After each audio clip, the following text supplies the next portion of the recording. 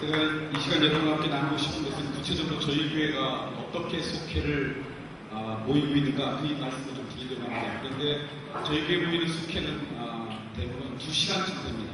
보여드리기 어려워서 제가 DVD로 담아봤습니다. 그래서 여러분 내일 되면 이곳에 2시간짜리 저희 교회에 있는 부부 속회 모습이 그대로 담겨져 있고, 그 다음에 10분짜리로 요약된 부부 속회 하나, 여자 속회 하나가 담겨져 있습니다. 그런데 여러분 이것만 그냥 보시면 회의 소지가 있을 수 있습니다. 그래서 이 시간에 제가 어떤 철학으로, 어떤 원리로 이렇게 속회를 모이는지 제가 설명을 좀 드리고 싶습니다.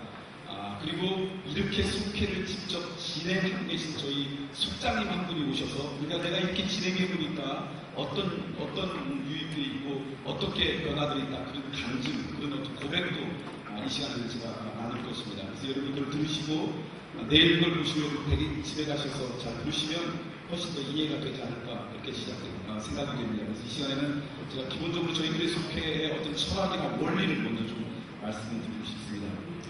저는 감리교회를 제 나이보다 10개월 더 많이 다녔습니다. 감리교 목회자 집안에서 태어났기 때문에 제가 태어나기 전부터 감리교회를 다녔고요. 감리교회 안에서 태어났고 자랐습니다. 그리고 단 한 번도 감리교회를 떠나본 적도 없습니다. 그렇게 감리교회를 50년 가까이 다니면서 제일 많이 들었던 단어 가운데 하나가 속회라고 하는 단어입니다. 제가 속회가 무엇인지 잘 모를 그 시기부터 감리교회는 이 속회로부터 시작됐다. 이 속회를 통해서 요한 웨슬레 목사님이 감리교회가 태동됐고, 속회를 통해서 수많은 영혼이 회복되었고 많은 사람들이 예수께로 돌아왔다라고 하는 속회에 대한, 정말 속회가 얼마큼 중요한지에 대한 이야기를 수도 없이 들어왔습니다. 그런데 제가 신학교에 다니면서 그렇게 중요하다고 이야기하는 이 속회를 통해 감리교회가 시작되었다는 이야기를 들었지만, 이 속회를 어떻게 운영하고 어떻게 진행하고 구체적으로 이 속회를 통해서 어떤 회복의 역사가 있는지를 한 번도 배워본 적이 없습니다. 그냥 존재론적인 명제만 들었지 속회에 대해서 구체적으로 가르쳐주는 것도, 그리고 그것을 실제적으로 경험할 수 있는 기회도 없었습니다. 목회 현장에 나가봤더니요, 그 감리교의 시작이라고 이야기하고 그렇게 중요하다고 이야기하는 속회, 이게 정말 그런 어떤 생명이 회복되는 역사가 일으키는 그런 어떤 속회의 모습을 경험한 것이 아니라 목회자의 고민덩어리였습니다. 계륵과 같은 존재였습니다. 없애자니 이게 감리교의 존재라는 걸 없앨 수 없고, 속회 때문에 오히려 더 골치 아프고, 정말 속회를 통해서는 어떤 역사적인 어떤 그런 능력을 경험하는 그런 경험들을 경험해보지 못하는 게 제가 경험한 속회의 모습이었습니다. 그게 저한테 고민이 되어서 1999년도 그리고 2000년도 2년 동안 속회가 뭔가 집중적으로 제가 개인적으로 공부하는 그런 시간을 가졌습니다. 제 정체성, 제 아이덴티티의 뿌리가 감리교고 그 감리교의 뿌리가 속회라 그러는데, 내가 한 번도 이 속회에 대해서 제대로 공부해보지 않고 감리교 목사가 됐다라고 하는 것, 그것이 저한테 고민이었습니다. 그래서 2년 동안 이 소그룹에 대해서 집중적으로 공부할 기회가 있었는데, 그 공부해보면서 내린 결론이 몇 가지가 있습니다. 하나는 뭐냐면, 조금 위험한 이야기일 수도 있지만 그러나 이게 사실이었습니다. 우리 감리교 이 소그룹, 제가 공부한 것은 감리교 속회만 공부한 것이 아니라 그때가 제가 미국에서 공부하고 목회할 때였기 때문에 다양한 소그룹의 모습들을 공부했는데, 소그룹의 뿌리는 아까 우리 이성희 목사님 말씀하셨던 것처럼 예수님이 하셨구나. 그런데 예수 그리스도께서 했던 이 소그룹의 어떤 무브먼트, 그 생명력의 역사가 사실은 한 3세기쯤부터 없어졌습니다. 로마가 교회를 공교회로서 인정하기 시작하면서 소그룹이 갖고 있는 어떤 생명성, 어떤 스피릿들이요, 사실 사라졌습니다. 왜냐하면 태어나면서부터 그냥 그리스도인이 되니까. 그리고 이것이 역사 가운데 사라진 다음에 한 1500년쯤 흐른 다음에 다시 현대교회 안에 그것이 이 지상으로 드러나게 하신 분이 누구냐면 요한 웨슬레 목사님이십니다. 그래서 사실은 예수님께서 하셨던 이 소그룹의 이 영성과 소그룹의 뿌리가 현대교회 다시 회복시켰던 분이 사실 요한 웨슬레 목사님이에요. 물론 요한 웨슬레 목사님이 새롭게 창조한 게 아니라 독일의 경건주의로부터 흘렀던 그런 배경이 있긴 했지만, 그것을 현대교회와 잘 접목하셨던 분이 요한 웨슬레 목사님이기 때문에 소그룹을 연구하는 현대 많은 학자들이 그것을 다 인정합니다. 현대 소그룹에 가장 큰 영향을 끼친 게 셀인데, 셀의 이론적 토대를 제공했던 분이 랄프 네이버라고 하는 분입니다. 그분이 쓴 그 셀그룹의 아주 기본적인 체계도 서론에 이 소그룹, 이 셀을 예수님이 시도했고, 그리고 근대 교회 안에서 요한 웨슬레 목사님에 의해서 시작되는 것을 인정하고 있습니다. 그런데 요한 웨슬레의 후손인 감리교 안에는 그 셀, 그러니까 그 소그룹을 시작한, 속회를 시작한 요한 웨슬레 목사님의 스피릿은 다 없어지고 껍데기만 남았다. 이게 제가 내린 결론이 있어요. 제가 감리교를 제 나이보다 더 많이 다니면서 경험했던 감리교 안에서 바라보았던 속회는 형식만 남았지, 껍데기만 남았지, 그 스피릿은 다 잃어버렸다. 그게 제가 발견한 것이었고, 그래서 제가 미국 이민교회를 목회하는 교회, 그리고 한국의 부임한 교회 안에서 껍데기가 아니라 요한 웨슬레 목사님의 그 스피릿을 어떻게 다시 회복할까라고 하는 것을 구체적인 교회 현장에서 적용해봤더니요, 이게 적용이 되더라고요. 그래서 두 교회에서 소그룹을 통해서 저는 교회의 영성이 변하고, 교회가 아름답게 건강하게 변하고, 교회가 건강해지면 자연적으로 교회가 성장하는 걸 경험했습니다. 그래서 요 원리들을 저는 이번 기회에 여러분과 좀 나누고 싶습니다. 이 시간에는 다 나눌 수 없고 속회 운영에 대한 것만 간단히 나누고 싶은데, 제가 그곳에서 발견하고 한국교회에 적용하면서 깨달았던 소그룹의 핵심은 세 가지입니다. 이 세 가지가 결국 속회를 살리는구나, 그리고 속회가 살면 교회가 사는구나, 교회가 산다는 것은 그곳에서 신앙생활하는 우리 그리스도인 교우들이 사는 것이고, 그것이 결국 믿음의 능력을 경험하는 거구나 생각했습니다. 첫 번째 제일 중요한 것은 담임 목회자의 마인드입니다. 소그룹에 대한 담임 목회자의 마인드, 생각, 또 구체적인 전략 없이 속회가 회복되지 않습니다. 안타까운 것은 많은 교회 담임 목회자들이 속회를 신방전도사님이나 사모님의 역할로 그냥 하고 별로 관심 갖지 않아요. 그러면 절대로 이 속회는 껍데기만 남습니다. 제일 중요한 것은 담임 목회자의 마인드의 그 생각과 속회에 대한 열정과, 그리고 속회에 대한 구체적인 전략이 필요합니다. 담임 목회자가 이 속회에 대해서 어떤 마음, 마인드와 어떤 생각과 구체적인 전략을 갖게 되어야 되는지는 오늘 저녁에 있는 선택 강의에서 나눌 것입니다. 선택 강의에서 그 부분을 제가 좀 나누고 싶고요. 두 번째, 담임 목회자가 아무리 그 생각만 갖고 그것만 갖고 되지 않습니다. 두 번째 속회 부분에서 중요한 것은요, 속회가 회복되기 위해서 제일 중요한 속회 지도자들의 자질입니다. 속회, 다시 말하면 속장의 지도자와 속장의 지도력과 그 역할과 자질이 속회를 주관합니다. 그래서 목회자가 어떻게 그 속회 지도자인 속장들을 발굴해서 훈련시키고, 그리고 그들을 동력화시키느냐가 사실 가장 중요합니다. 그 부분은 내일 저녁 마지막 강의에서 제가 좀 나누려고 합니다. 그다음 세 번째는 담임 목회의 마인드, 담임 목회자의 마인드, 그 다음에 소그룹 지도자의 속장들의 어떤 자질과 역할, 세 번째는 속회 구조와, 속회 운영 구조와 방식이 중요합니다. 아무리 속장이 준비되어 있어도 그 속회를 구체적으로 운영할 수 있는 그런 시스템이 갖춰지지 않으면요, 힘듭니다. 이게 세 번째. 제가 발견하는 것이 세 번째인데, 그 세 번째 중에 구체적으로 속회를 어떻게 운영하느냐라고 하는 것만 오늘 제가 조금 하고요. 구체적으로 속회를 어떤 구조로 만들어야 되느냐, 그것도 오늘 저녁에 이미 선택하기 위해서 이야기를 하고 싶습니다. 특별히 목회자의 마인드가 중요한 것은 이것입니다. 여러분이 오늘 이곳에서 있으면서 속회에 대한 이야기를 쭉 들으실 텐데, 여러분 이미 아시는 것처럼 목회는 종합예술입니다.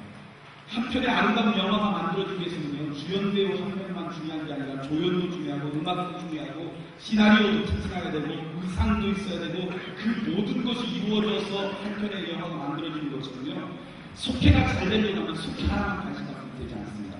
목회는 여러분이 아시는 것처럼 종합예술입니다. 아이들의 문제는 아이들의 문제가 아니라 어른의 문제와 연결되어 있고요, 청소년의 문제는 청년 목회하고 연결되어 있고요, 그것처럼 속회가 잘 되려면 속회 하나만 갖고 되지 않습니다. 속회가 잘 되기 위해서는 속장을, 좋은 속회 지도자가 나와야 되고, 양육하고 연결되어 있고요, 속회의 구조는요, 행정하고 연결되어 있고요, 예배하고 연결되어 있고요, 선교하고 연결되어 있고요, 모든 게 다 연결되어 있습니다. 그래서 목회자의 마인드가 제일 중요합니다. 그래서 여러분들이 혹시 이곳에 들어가고 속회 이렇게 한다면 몇 가지만 가지고 적용하면요, 해봐도 안 되더라, 다 그런 결론을 내릴 수밖에 없습니다. 그래서 여러분들이 목회 전반적인 어떤 그런 전체적인 그림을 좀 그리시는 게 굉장히 중요합니다. 그런 것들이 먼저 필요하다는 생각이 들어요. 제가 여기 와보니까 오늘 컨퍼런스 안내가 하나 있더라고요. 아담 해밀턴 목사님이 하는 그 장벽을 넘어서라고 하는 그 컨퍼런스가 있다라고 하는데, 사실은 그런 컨퍼런스 가시는 게 좋습니다. 그분 굉장히 유명한 분입니다. 미국에서 가장 큰 감리교를 목회하시는 분이고요. 교회를 시작한 20년밖에 되지 않지만 벌써 17,000명 회중이 모이는 분이고요. 세들베크의 리보런이나 빌 하리베스 목사님 떨어지지 않는 아주 나이가 젊으신 분, 50대 초반인데 미국 교회에 그렇게 영향력 있을 감리교 목사님이십니다. 특별히 얼마 전에 번역되어 있는 장벽을 넘어서 인도하라는 책은요, 그분이 목회 전반에 대한 매뉴얼을 자기들이 하는 것들을 쓴 책입니다. 그런 것들이 목회 전반을 여러분들이 그리는 데 도움이 되고요. 그런 컨퍼런스에 참여하시면 목회 전체를 좀 볼 수 있는 기회가 됩니다. 제가 소그룹을 연구하려고 한 7개쯤 되는 컨퍼런스를 참여했는데요. 안타까운 것은 그곳에서 만나는 감리교 목회자가 없다는 거예요. 그래서 저는 감리교 목회자들이 굉장히 똑똑하다고 생각합니다. 한 군데도 그런 데 가지 않아요. 그래서 저는 이곳에 참여한 여러분들이 굉장히 경이롭고요. 정말 존경스럽습니다. 사실은 그런 데 가서 좀 종합적인 그림을 좀 그려보고 그 다음에 소그룹을 가셔야지 여러분이 소그룹이 성공이 됩니다. 그래서 여러분들이 제가 염려되는 게 여기 있는 소그룹 이야기만 듣고 소그룹만 하면요. 여러분 결국하고 충돌될 수가 있습니다. 그래서 단임 목회자의 생각이 굉장히 중요하다는 걸 좀 말씀드리고 싶습니다. 제가 지금 저희 섬기는 교회 와가지고 속회 시간을 해봤습니다. 그랬더니요. 사실 외순대 목사님이 했던 속회도 그 속회의 궁극적인 목적도 그것을 통해 사람의 삶의 변화가 있어야 되잖아요. 궁극적으로 신앙생활을 한다는 것, 속회가 있다는 것은 궁극적으로 지향하는 목적이 삶이 변화된다는 것이에요. 예수님을 닮아가는 역사가 일어나게 된다는 것이에요. 그런데 저희 교회에서는 그게 안 일어난다고요.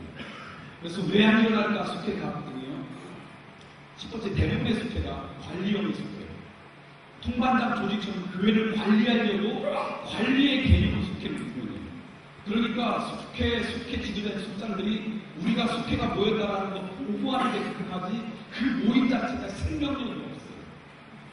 왜 생명력이 없을까 봤더니요. 속장님들이 가가지고 많은 교회가 그러지 않을 수 있지만 저희 교회만 해도요. 일주일에 한 번은 속장님들 모여서 교육받는 시간이 있었어요. 일주일에 한 번쯤 담임 목사를 통해서 그 주의 속회를 어떻게 인도하는지 교육받아요.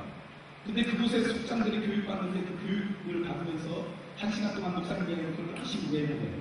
그런 다음에 속회 가서 그것을 전하는데 이분들은 가르침에 탤런트가 있는 분들도 있지만 없는 분들도 있었고요. 신학을 제대로 훈련받은 분도 아니에요. 그런데 1시간 교육받은 걸 가지고 가서 그것을 속회를 모여서 교육하려고 하니까 이분들 마음 가운데 자신감도 없어요. 어떤 열정도 없어요. 그리고 준비되지 않았어요. 1시간 배운 걸 가지고 그냥 열심히 딜리버리 하는 거예요.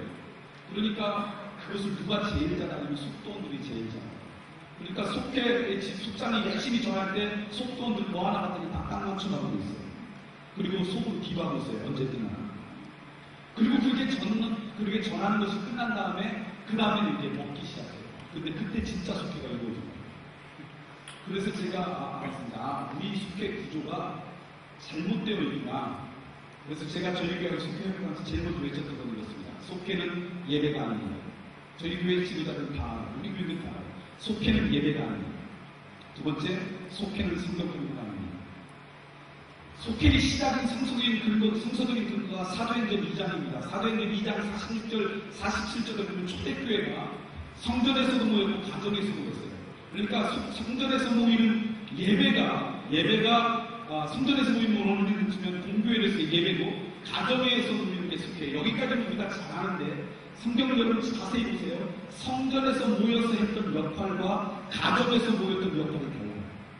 근데 오늘 우리 한국 감리교회 속회 가장 큰 실수는 뭐냐면요. 교회에서의 모습과 가정에서 하는 모습과 똑같이 하는 거예요. 저는 그것을 과감히 구분했어요. 속해서 예배드리지 마십시오. 다시 말하면 설교하지 마십시오. 설교는 설교의 훈련을 받고 그리고 그 영적인 권위를 부여하는 교회에서 하는 것입니다.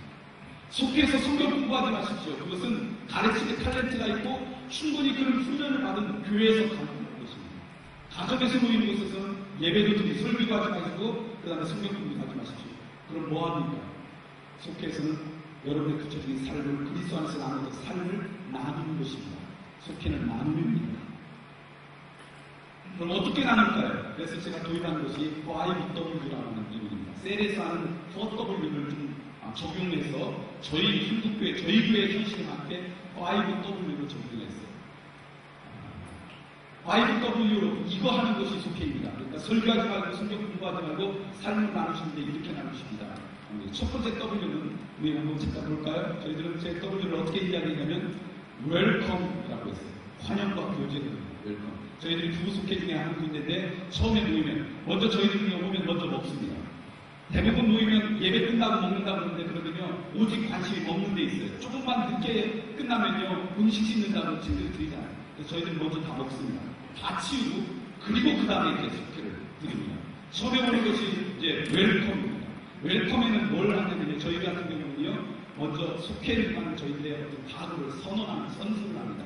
나중에 저희들이 구체적인 것은 나중에 할 때 저희들이 어떤 선서를 하는지 나눠드릴 거예요. 그런 다음에 간단한 어떤 주제를 가지고 나눕니다. 사람이 간단한 자기 삶을 나눌 수 있는 주제를 나누는데 예를 들면 이런 거예요. 5월이다 어버이날이 있다 그러면 내가 기억하는 우리 아버지의 아름다운 모습 한 가지씩 나눕니다. 추수감사드리는 내가 그러면 1년 동안 살아오면서 내가 감사할 조건들, 감사의 고백들 하나씩 나눕니다. 사실 우리들이 안다고 하지만 겉으로 드러난 그 사람에 대한 어떤 정보만 아는데 사실 크리스천의 교제는 그게 아니라 자기의 삶과 고민과 생각과 이런 것들이 나누어져야 되잖아요. 근데 그 교제는 그런 것들이 아니라 아주 간단한 질문이지만 그것을 통해서 나눌 수가 있습니다. 예를 들면 여름이 끝나고 이제 8월 말이나 9월쯤에 모이면 금년에 내가 휴가를 어떻게 갔다 왔고 휴가 가운데 나한테 즐거웠던 일 나누기. 그러면서 그 사람의 삶의 구조와 삶의 이야기들이 나눠지는 거예요. 그게 웰컴입니다. 그게 첫 번째 W예요. 두 번째 W는 뭐냐면요. 웰컴한 다음에 워십합니다. 다시 말하면 찬양합니다. 찬양은 행복하는 게 아니라 좀 오래 합니다. 15분쯤 합니다. 15분쯤 하는데 여러 곡 하지 않아요. 여러 곡 애들이 반주하는 것도 없고 그러니까 5명이 모이면 5분을 드리고 7명이 모이면 7분을 찬양하고 이러더라고요. 그래서 잘 아는 찬양 2곡이나 3곡을 좀 반복합니다. 그래서 마음이 열려지게 됩니다. 저것이 이제 찬양하는 쪽입니다. 찬양하는 워십합니다. 웰컴하고 그 다음에 찬양합니다. 그리고 찬양이 끝날 때는 함께 공동기도를 나눕니다. 그 다음에 세 번째는 이게 저희 교회에 있는 아주 독특한 건데 월드라고 합니다. 말씀을 읽습니다.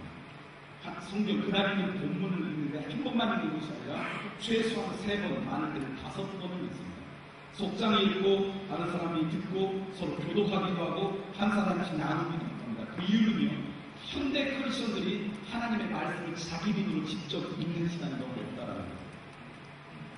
설교도 하나님의 말씀을 한번 재해석한 것입니다. 성경 공부도 하나님의 말씀을 다시 한번 재해석한 것입니다. 그런데 여러분 오리지널 그 자체가 갖고 있는 파워가 있습니다. 성경 말씀 그것을 읽을 때 그 말씀 갖고 있는 능력이 있는데 오늘 우리들이 그걸 잃어버렸습니다. 그래서 저희들은 그 말씀을 여러 번 읽습니다. 그런데 놀랍게도 아무 설명 없이 그냥 말씀을 반복해서 읽는 것을 통해서요. 어떤 사람은 그 말씀 가운데 회복의 역사가 일어나고 치유가 되고요. 혼돈 가운데 자기의 삶을 갈 수 있는 인도함을 그렇습니다. 세 번째는 말씀을 이렇게 읽습니다. 네 번째는 저희 전체 숙회에 가장 많은 시간을 차지하는 것인데 그걸 뭐냐면 저희는 위트니스라고 했습니다. 하나님 나라의 백성으로서의 증인의 삶을 살립니다. 그 본문에 있었던 내용, 저희 교회 같은 경우는 따로 교제를 하지 않고 주일날 제 설교하는 내용 가운데 그 설교의 내용 가운데 한 가지나 두 가지의 질문을 갖고 그걸 나눕니다. 근데 그 질문은 이론적인 질문들이 아니라 그 읽었던 그 말씀, 들었던 말씀을 구체적으로 일주일 동안 살아가는 삶의 현장 가운데서 내가 어떻게 살았는지 나누는 시간입니다. 이게 저희 전체 속에 가장 많은 시간을 차지합니다. 그래서 그곳에서 자기의 삶의 흔적들을 나눕니다. 그 삶을 나누는 시간을 갖고요. 그리고 다섯 번째는 처음에는 제가 웰컴, 그 다음에 두 번째는 워십, 세 번째는 월, 하나님 말씀이 있는 거, 네 번째는 위트니스예요. 마지막은 워크, 사역입니다. 그 시간에는 중보, 나는 가운데 있었던 중보기도를 나눕니다. 중보기도 나왔으면 속장이 그렇게 함께 중보기도도 하고요. 교회에 이런저런 기도할 제목이 있다면 사역, 우리 교회가 이런 사역이 있습니다. 사역의 내용도 나누고요. 그리고 제가 우리 교우들한테 매일 쓰는 편지가 있습니다. 우량의술이라는 편지인데 그것을 또 함께 읽기도 하고요. 특별히 선교들을 위해서 함께 기도하고 함께 나누기도 하고요. 그게 전부 다 사역입니다. 저희 교회 특별히 있는 것은 제일 마지막에는 다 일어나서 축복하고 허기입니다. 축복하고 허기해 줍니다. 그것을 통해서 그리스도의 한 공동체를 이룹니다. 자 보세요. 이렇게 진행되면 이 안에 성경 공부 있습니까? 아무도 성경 공부하지 않습니다. 설교 있습니까? 설교 없습니다. 근데 이거 예배가 아닐까요? 2시간씩 보통 이렇게 하면 들려주는데 1시간 반에서 2시간 아주 훌륭한 그리스도의 공동체의 고백이 됩니다.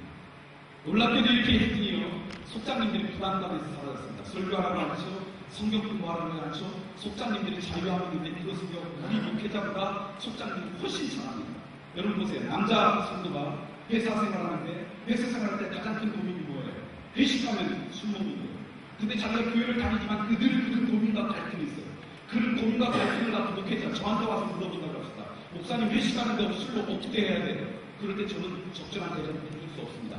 이론적인 대답밖에 하지 못해요. 왜냐하면 저희 스태프들이 한 번도 회식 가서 술 먹지 않잖아요. 오늘 우리는 그런 상황 가운데 어떻게 하는 것이 정말 그리스도로서 우리의 정체성을 지키는지 몰라요. 그런데 우리 그 나눔 시간에, 증인된 삶의 나눔 시간에 그런 고백을 하면요, 거기 있는 남자 성들이 다 그런 고민 가운데 살아가는 거예요. 그러니까 실제적으로 어떻게 하는 것이 그 고민을 이기는 것인지 다 나눠줍니다. 시어머니하고 갈등 있는 며느리가 있습니다. 시어머니하고 갈등 없는 며느리가 어디 있겠어요? 그런데 문제는 뭐냐면 시어머니하고 신실하게 기도하는 권사님이라는 거예요. 자기 교회를 열심히 나누는 집사님이에요. 그런데 갈등이에요. 그걸 갖고 목사님 저한테 와보세요. 제가 어떻게 기도하겠어요? 저는 한 번도 며느리가 된 적이 없습니다. 근데 그것을 그곳에 나눴더니요, 그 갈등과 고민 가운데 했던 수많은 사람들이 자기 아픔도 나누고 자기 지혜도 나눕니다. 그리스도로서 내가 어떻게 살아가야 될지 그런 것들을 나눠요. 그러니까 그동안 많은 사람들이 하나님의 말씀은 알지만 구체적인 삶 가운데 그리스도로 살아가는 방식을 몰랐다가 그걸 보고 배웁니다. 롤모델을 찾습니다. 그러면서 조금씩 생각합니다. 그랬더니요, 우리 그리스도 거기에 참여한 저희 교육들이요, 삶의 변화가 있어요. 성장이 있어요. 그리고 속회가 재미있습니다. 소급의 궁극적인 목적은 그 내용이 있어야 된다는 거였어요. 형식이 아니라 저희들은 그렇게 되고 있어 저희 교회에 아주 큰 재미, 큰 기쁨을 맛보고 있습니다. 예배 설교를 하고 그 다음에 성경 공부하지 않지만 정말 삶의 변화와 은혜가 나눠주는 분들, 이게 저희 교회 하는 겁니다. 구체적으로 어떻게 하는지는 내일은 우리 공동체에 드릴 거예요. 보면 2시간 동안 어떻게 지나는 원리다라는 걸 여러분 볼 수가 있습니다. 이 시간에 저희 속장님 한 분을 제가 소개해드리려고 합니다. 이분이 전통적인 속회에서 속장 역할도 하셨고요, 이렇게 변화된 속회도 하시는 분입니다. 그리고 저희 속장님들 가운데 저희들은 이제 12명이 되고 그 다음 리더가 세워지면 속회 출산이라고 합니다. 흔히 분속이라고 하는 거죠. 속회 출산을 하는데 이 속장님은 지난번 벌써 2번을 출산했고 2번 분속했고 3번째 정말 새가족 속회 모임 힘든 분들만 모아놓고 속장님을 하신 겁니다. 그리고 저희 교회 장로님이십니다. 저희 교회 장로님이 39분이신데 한 70-80% 되는 장로님들이 속장입니다. 그리고 그걸 기쁨을 하는데 그 일들을 감당하시는 분입니다. 우리 배주찬 속장님이신데 박수로 환영해 주시고 기쁨 보내드립니다.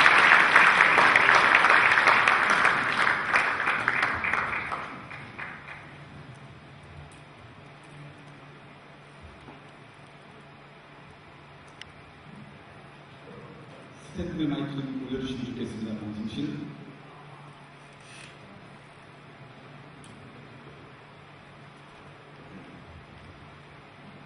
갑자기 마이크하는 굉장히 당황한 겁니다. 여러 목사님들 보시고 운전자를 세계돼서 매우 영광스럽습니다. 저는 장성교회 제1공동체 1번 부목장 속장 배부창 성도입니다. 저희들은 7 가정이 부부 속회로 모입니다. 목요일 저녁에 모이는데 다들 직장인이 바빠서 8시에 모여서 마치면 10시나 10시 반쯤입니다. 속회가 어떻게 진행이 되거나 이런 이야기들을 조금 전에 저희 담임 목사님께서 비교적 그렇게 자세하게는 아니지만 대충 말씀을 드려서 그 내용을 다시 소개하는 생각하고 목사님 말씀하셨듯이 옛날에 속회를 하다가 변화된 속회로 오면서 처음에는 적응하기가 굉장히 힘들었습니다. 그 힘든 가운데서 또 반가운 것도 있었습니다. 제일 저희들이 이렇게 속장의 입장으로서 힘이 되고 바로 이런 거였는데 왜 그걸 못했는가라고 하는 것이 예배가 아니다, 성경 공부가 아니다. 그때까지는 예배를 드려야 되고 그렇게 하기 위해서 설교를 해야 되고, 그런데 아마추어가 설교를 하자는 게 이 뱁새가 황새처럼 흉내내다 보니까 얼마나 거북합니까? 하는 사람도 거북하고 듣는 사람도 거북하고, 그렇지만 해야 되는 이유가 그냥 하고 참 힘들었습니다.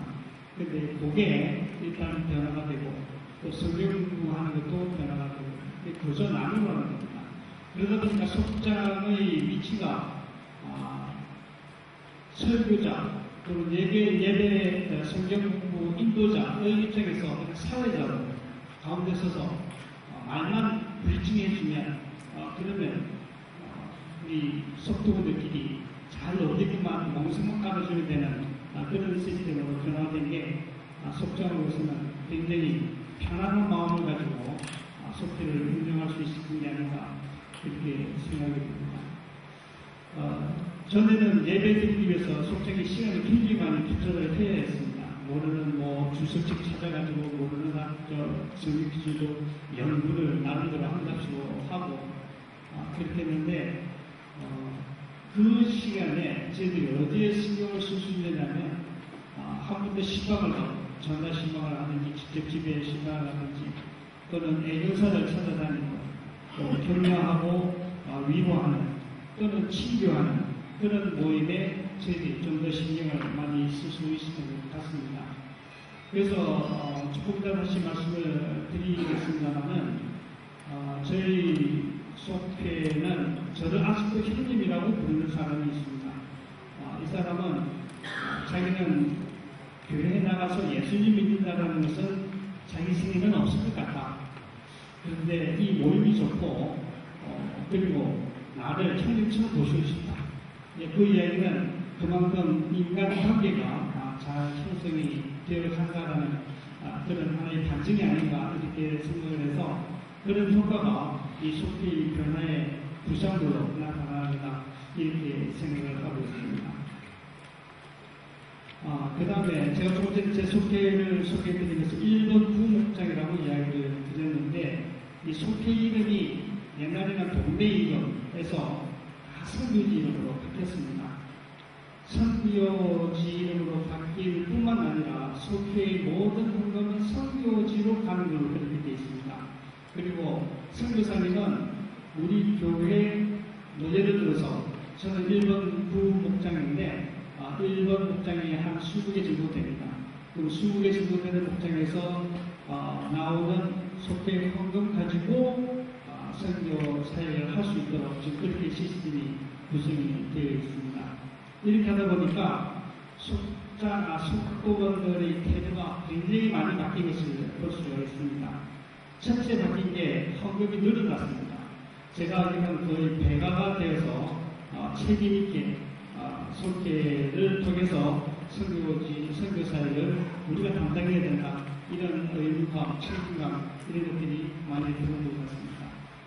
그리고 기도 내용도 바뀌었습니다. 전에는 이 물질을 하나님의 성원한 사업에 사용하게 하셔서 하나님 나라를 확장하는데 도움이 되게 해 주시옵소서 이런 식으로 기도를 했다가 선교지 이름으로 속회 이름을 구성하고 그것을 위해서 나간다 이렇게 하니까 선교지가 좀 고도화되게 해주십시오.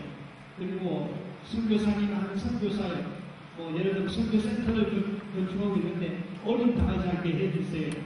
그리고 선교사님 건강을 좀 지켜주세요. 굉장히 구체적으로 이런 기도가 나오게 됩니다. 그만큼 우리 크리스찬들이 가지는 어떤 그리스도의 정체성이 이런 활동을 통해서 마음속에 잘 잡는다 이렇게 생각을 하고 상당히 본부적인 일이다라고 저희들은 속작을 통해서 생각을 하고 있는데 대표적인 한 예를 들어서 보면 제 속에 작년에 세례를 받은 속도원의 한 사람이 있습니다. 저희들은 8월 한 달 동안은 속회를 쉽니다. 아웃리치를 다 나갑니다. 그래서 9월 첫 달에 속회를 다시 재개하겠습니다. 헌금을 했습니다. 5만원짜리가 나눠드렸습니다. 그런데 저희 속회에서 5만원 헌금할 그런 사람이 없는데 왜 세상은 5만원이 5천원짜리하고 허도되지 않습니까? 그래서 이 어느 누구가 5만원을 5천원인 줄 알고 넣나 보다. 이렇게 해서 헌금 보고를 할 때는 5천원으로 계산해서 보고를 하고 누가 그렇게 했을까를 추적해 갔습니다. 한 사람이 걸렸습니다. 그날 항공할 때 주문에서 너무 많이 주섬주섬하다가 끄집어낸 한 사람을 우리 아내가 보고 이야기를 해서 전화를 했습니다. 잘못 흥금한 거 아니냐고. 왜 그러냐고 해서 왜 5만 원을 했느냐고. 그랬더니 의외로 5만 원을 했다라는 거예요. 그래서 아니 왜 5만 원을 했어요? 이때까지 안 하고 왜 했어요? 그렇게 했더니 이 양반 하는 이야기가 4주를 쉬었잖아요. 4주 쉬는 동안에 저는 매일 매주 헌금을 만 원씩 해서 그게 모여서 지금 5만 원이 됩니다. 그래서 5만 원을 하는 겁니다. 놀라운 시장 성장 아닙니까? 그것도 작년에 세례를 받은 사람이 이런 회복이 일어나는 그런 현장을 저희들이 목표를 했습니다. 이 선교지 중심으로 선교 속회 이름을 바꾸면서 이렇게 진행되는 긍정적인 일이 있었던 반면에 이 일을 위해서 그동안 교회에 있었던 남선교회 여성교회를 해체를 해버렸습니다. 굉장히 당황하고 또 황당했습니다. 교회에 남선교회 여성교회가 없으면 남자들은 어디 가서 친구를 하고 교회의 대소사는 누가 한다는 겁니까? 그때 그 레지스탕트 저항하는 세력들이 아직도 남아있습니다. 그래서 저도 그때 있던 그 선교의 이름을 가지고 지금도 모이고 있습니다.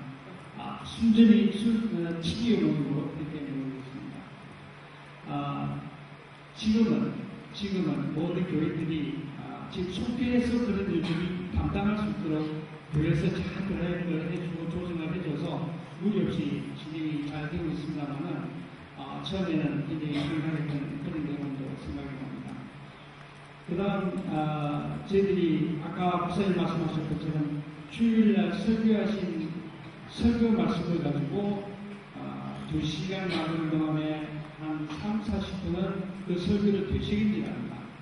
그러니까 10명이다 그러면 돌아가면서 이야기를 하도록 그렇게 저희들이 진행을 합니다. 자기 스스로 할 말이 있어야 되지 않습니까?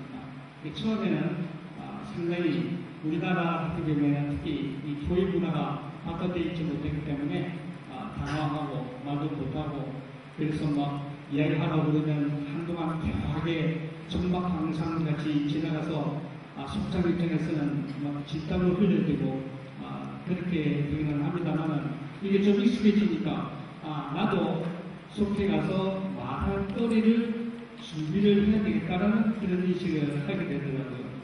이건 우리 목은 속도의 법칙인 게 설교 시간에 속회에 가서 내가 한 말을 찾기 위해서 집중을 하지 않을 수 없다. 이런 고백을 합니다. 다른 사람들은 다 이야기를 하는데 자기가 이야기를 못한다고 얼마나 부끄럽습니까? 저희들이 그거 하면서 자기가 할 말이 없으면 패스하고 옆으로 넘기는 그런 시스템도 사용을 합니다. 근데 그 패스도 어쩌다가 한 번이지 계속 이렇게 할 수는 없지 않습니까? 주일날 설교 말씀을 가지고 저희들이 나온다 보니까 또 하나 좋은 점은 똑같은 설교 말씀을 다 듣고 와서 이야기를 하다 보니까 나누는 이야기가 다 틀립니다. 받은 은혜가 다 제 각각입니다. 다양성을 저 사람은 저렇게 은혜를 받았구나, 나는 이렇게 받았는데 이런 다양성이 거기에 싹 드는 것 같습니다. 그래서 다른 사람을 인정해주고 또 다른 사람이 받았던 은혜는 저런 은혜도 있었다 이렇게 전염을 받아서 그 은혜가 더 확장되는 그런 경험들을 하는 것을 저희들이 목도하고 있는 것 같습니다. 그런데 처음에는 대단히 어렵습니다. 아까도 말씀드렸지만 속회에 인도하는 게 사실은 대본 없는 톡쇼이잖아요. 그래서 아마추어도 그거 리드해 나가기가 무지 힘듭니다. 그래서 처음에는 제 아내하고 각본을 좀 짭니다. 시작은 당신이 이렇게 하면 내가 받아서 이렇게 할 테니까 거기에 누구한테 넘어가게 하자. 이렇게 좀 각본을 짜서 처음에는 진행을 했는데 그게 도움이 되게 되었습니다. 지금은 좀 요령을 토득을 해서 비교적 거만하게 잘 진행이 된다고 그렇게 말씀드릴 수가 있습니다. 말이 많아졌습니다. 속장은 말이 없어지고 속도분들이 많이 많아졌습니다. 또 서로 친밀해졌습니다. 말이 많아지는 것 중에 하나, 예를 들어 이렇게 되는 경우가 있습니다. 지난주 저희들 설교 제목이 왜 장애우에 대한 전도는 관심을 가지지 않느냐. 그래서 장애우에 대해서 관심을 가지자. 이런 이야기를 했습니다. 근데 우리 숙도원이 말을 나눕니다. 장애우를 섬기기 위해서 자기는 어떻게 해야 될까. 그런데 옆에서 한명 받아가지고 나 지난번 그 장애인들하고 어디 갔다 왔다. 얘기를 합니다. 그런데 그 옆에 있는 사람이 거기 좋더라. 얘기를 합니다. 또 한 사람이 거기보다 여기가 더 좋더라. 이야기가 점점 폭발합니다. 이거 수습하기 굉장히 힘들더라고요. 이런 경우에 그런 것들을 수습할 수 있는 능력을 사회에 그런 사람 입장에서 속장이 좀 잘 갖추는 그런 역량이 좀 필요하다. 다행히 저희 교회에서는 이제 속장들을 모아서 목사님 이야기했을 때 이런 걸 가르치십시오라고 이야기를 하지 않습니다. 목장 교재도 중국에 다 나와 있습니다. 목사님이 생각하시는 것, 그 비전, 그리고 이런 목자로서 가져야 될 소양, 교육, 이런 것들에 많이 신경을 쓰셔서 기부를 지휘해 주시기 때문에 도움을 상당히 많이 받고 있습니다만은 속장들이 자기 개발을 위해서 면에서 카운슬러 입장에서 저희 파트를 위한 노력을 해야 되는 그런 부담도 없지 않아 있습니다.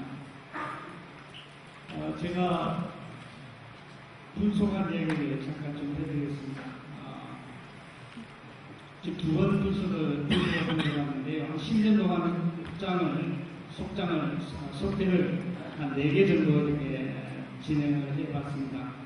2개는 교회에서 준 거 그냥 받아서 그대로 옛날식으로 정말로 보고해야 된다는 의무감으로 이렇게 진행을 했었는데, 드디어 이제 속회도 분석을 해야 된다라고 하는 그 시스템이 도입이 되면서 제가 10가정을 드리고 속회를 하게 그런 얘기가 나왔습니다. 그런데 그 10가정을 분석을 하게 되면 이제 두 쪽으로 나눠야 되는데 어디서 나눠야 되느냐, 그리고 나눠지는 속은 누가 또 속장으로 세워야 되느냐, 이런 것들을 준비를 해야 되는데 아무리 찾아봐도 속장할 감이 없어요. 그런데 교회에서는 인원이 10가정 이상이 되고 또 한 속으로 있은 지 한 2년, 3년 지나고 나면 반드시 분석을 하는 게 좋다. 이렇게 권면을 하고 있었고, 저는 그때 3년이 됐었고, 부담감을 가지고 교회에서 자진해서 분석을 하지 않으면 강제 분석을 들어간다. 이런 방침이 있기 때문에 아마 숙도들이 다 모여서 강제 해석을 안 할래, 자신 분석을 할래, 의논을 해서 강제 해상 당하는 것보다는 자신의 사람이 낫겠다 해가지고 급조해서 한 달 사이에 속증 세우고 교회 보고해서 분석을 했습니다. 결과는 1년도 못해서 그 분석된 속이 그냥 고집분해 되고 말았습니다. 두 번째 분석을 하게 됐는데 그때는 8가정으로 있었습니다. 8가정 중에서 3가정은 전도되어서 들어온 가정 정도, 나머지 5가정은 다른 데서 오셨거나 새로 오셨거나 또는 다른 속에서 우리 속으로 이렇게 편속되는 속이었습니다. 그 아픈 상처가 좀 있었기 때문에 이번에는 그렇게 아픈 그런 상처를 다 가지고 있어서는 안 되겠다 이런 생각을 하고 있던 차에 마침 교회에서 예비 목자 시스템을 도입을 했습니다. 예비 속장. 그러니까 속장된 사람을 1년 동안 훈련시켜서 출산할 수 있도록, 분석할 수 있도록. 마치 그 프로그램이 도입돼서 1년 동안 예비 목자를 세워서 그분이 열심히 훈련을 받게 하고 진행을 했습니다. 그래서 분석을 했는데 저는 한 가정을 데리고 나오고 나머지 6가정을 기존에 있는 속으로 이렇게 남겼습니다. 그 속이 지금 2년 됐는데 또 출산합니다. 저도 또 출산합니다. 저도 한 가정을 데리고 나왔는데 세 가정을 접수해서 지금 현재 7가정으로 속회를 하고 있습니다. 그런데 매년 중반기쯤에서 불속을 할 그런 예정으로 진행하고 있습니다. 이 두 차이가 뭔가 하고 봤더니 하나는 예비 목자 시스템을 도입을 해서 준비를 했다는 거, 그게 상당히 도움이 될 것 같고, 도움이 되고 기초적인 요인이 되는 것 같고, 또 하나는 이 참 중요한데 전도했다는 겁니다. 속회에서 전도를 하고 그 외에 우리가 생생적인 애 놓으면 옆에 사람들도 다 좋아하지 않습니까? 한 사람이 그 속회에 들어오게 되면 주위에 있는 사람들이 얼마나 기뻐하는지 또 그 얼마나 소중해하는지 한 생명의 소중함, 한 영혼의 소중함을 서로 공유하게 되더라고요. 그래서 그런 새 생명에 대한 소중함, 귀중함 이것이 나중에 발전하니까 속도원들 관계가 얼마나 또 소중한가 이런 식으로 발전이 되는 것을 목도하게 됩니다. 그래서 아주 속이 불강하게 불편하게 이렇게 결속이 되고 나눠져도 그러한 결속력 때문에 계속해서 더 크게 불속할 수 있는 그런 시너지 효과가 나타나지 않을까 이렇게 생각이 됩니다. 제가 좀 말을 많이 한 것 같은데 감축해 드리겠습니다. 전에는 잘 되지도 않는 설교를 붙이고 그걸 또 요리를 해서 전한다고 땀을 흘렸습니다. 그런데 지금은 작지만 소중한 공동체, 소그룹 속에서 관계의 소중함을 느끼고 또 확정해 나가고 있다고 이렇게 말씀을 드릴 수가 있습니다. 최근에 올해 초에 어떤 사람이 부탁을 했습니다. 여자인데 자기 남편 좀 전도해달라고. 마치 남편 되시는 분이 운동을 참 좋아했습니다. 4월달에 저희들 공동체에서 체육대회가 있었습니다. 그분을 초청해서 재밌게 다뤘습니다.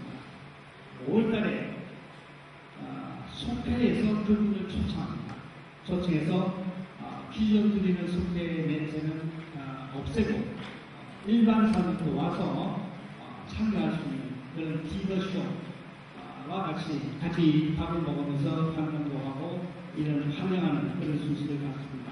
저희들은 크로스원이라고 하는데 5월달에 그분을 초청을 했습니다. 즐겁게 놀고 갔습니다. 6월달에 1박 2일 전일 수련대회가 있었습니다. 그래서 그 남편한테 간청해서 애들하고 보내달라. 그래서 우리가 정성껏 모셨습니다. 얼마나 정성껏 모셨는지 집에 가서 이야기 많이 했나봐요. 이 사람이 감동먹었습니다. 그래서 이 사람이 그때부터 나를 형님으로 부르겠다고 그렇게 얘기한 사람입니다. 8월달에 우리 교회 아웃리치 프로그램이 있습니다. 그게 또 초청을 했습니다. 이분이 농촌 출신이라서 반성을 하고 즐겁게 참여했습니다. 이제 그분과 호영, 호재하는 그런 사이가 되었습니다. 11월달에 저희 교회에서 전도 축제가 열립니다. 그분을 초청할 겁니다. 그리고 내년에는 세례를 할 예정입니다. 이분을 이렇게 사랑으로 연결을 하게 된 그 중심은 속회라고 생각합니다. 그의 여러 프로그램들이 합력해서 서로 이루어가고 있는 것 같습니다. 그 상하 좌우 그 연결고리 중심에 속회가 자리 잡고 있지 않나 이렇게 생각을 해봅니다. 모든 교회들이 건강한 속으로 좋아하는 그런 교회가 됐으면 좋겠습니다. 감사합니다.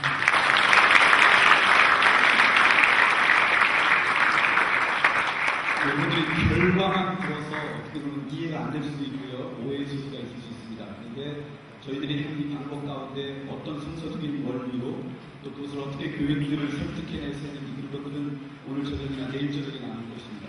결과로 치면요. 저희들이 이렇게 속회에 나누기 시작하면서 또 바꾸기 시작하면서요. 저희 교회가 지난 3-4년 동안에 2배 이상 성장했습니다. 헌금 한 3배 이상 늘었습니다. 아무리 일 얘기하면 수평 이동이라고 생각할 수 있습니다. 그런데 지난 3년 동안 1년에 평균 저희 200명 이상씩 세례되었습니다. 1년에 200명 이상 세례된다는 거 쉽지 않은 것일 겁니다. 근데 다 그렇게 될 수 있었던 이 역할은 바로 이 속회를 통해서 이런 다이나믹들이 일어나는 것입니다. 어느 남성분의 간증을 잊을 수가 없습니다. 이건 교회 안 다니는 건 크리스천이었습니다. 아니 어떻게 보면 안티 크리스천이었습니다. 그런데 이분이 만약에 기존의 속회 같다면 가가지고는 뭐 이런 모임이 있어 그랬을 거예요. 근데 이 안에 들어와가지고 그들의 첫 고백이 뭐냐면 내가 지금까지 살아가면서 안주만 먹고 이렇게 지낼 건 없었다. 고백이었어요. 그것은 나누는 게 자기 볼 때는 안주거리였는데 그거 먹으면서 자기의 삶이 고백되어지고 그게 자기 안에 있는 내면에 있는 이야기가 나눠지고 위로받는 거 없었다. 지금 그분 세대받고요. 아주 전도 열심히 하는 분으로 성장했습니다. 그런 아이나믹이 저희 속회에서 있습니다. 교회의 궁극적인 목적이 뭘까? 저는 잃어버린 생명을 구원하는 거라고 생각합니다. 그렇다면 교회의 모든 조직이 그걸 위해 나가야 됩니다. 과연 여러분들이 갖고 있는 속회가 그런 조직으로 나아가는지 아니면 겨우 기존 그리스도인들이 모여서 그냥 관리하는 건지 한 번쯤 생각해 볼 필요가 있고 혹시 크리스천의 궁극적인 목적이 삶이 변화되고 또 다른 생명을 낳는 것이라고 한다면 그게 사실은 웨슬리 목사님이 만들었던 속회의 구조인데 한 번쯤 이렇게 도전해보면 좋겠고요. 이번 기회를 통해 그런 분께 나누셨으면 좋겠습니다. 경청해 주셔서 감사합니다.